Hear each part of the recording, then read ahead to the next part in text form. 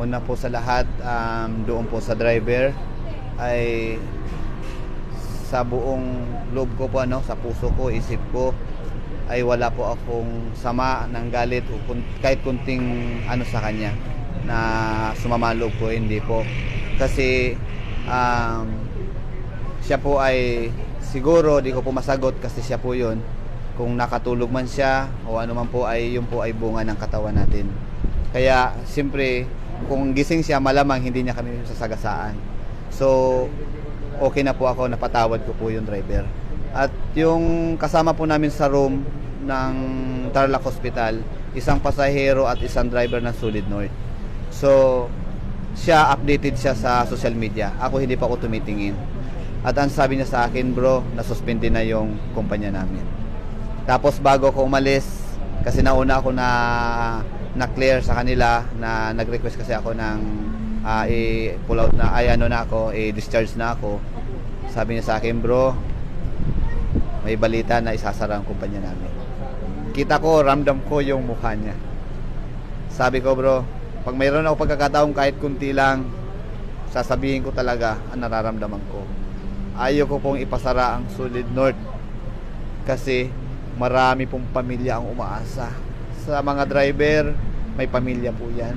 Sa mga sumasakay, kailangan po nila yan. Ang akin lang po, kung mayroong pagkukulang po yung kumpanya, kailangan lang pong kumpletuhin. Una, dapat sila ay regular na drug test, seminar, at yung mga oras ng kanilang trabaho dapat sakto lang. Tao naman sila, hindi sila robot. Kung naka 10 hours na sila, 8 hours, 10 hours na sila, dapat mag-provide ka ng another driver. Sa isang bus, dapat 2 driver. Kung talagang gusto nyo serbisyon ang taong bayan dahil sobra daming gusto umuwi sa kanya-kanyang pamilya, may mga lakad din sila, gusto nilang puntahan, di ba? Mag-provide ka 2 driver, 3 driver. Para safe lang lahat, safe yung sakay mo. Umaasa yung mga tao, umaasa yung pamilya na nakakarating sila. Katulad sa amin, umaasa ako na yung pamilya ko kasama ko ngayon. Pero dahil isa lang siguro ang driver nila, nawala, nakatulog siya o anuman, kahit gising siya, nawala yung diwa niya. Kaya kami nasagasaan. Kaya doon sa driver, bro, okay ako. Hindi masama loob ko sa'yo, tao ka. Human error yon.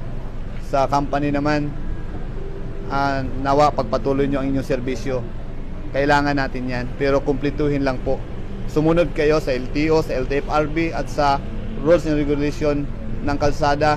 Pag may mga seminar na dumating sa inyo patungkol sa drugs, sa safety, kailangan sundin nyo para sa safety ng lahat. Maraming umaasa sa inyo.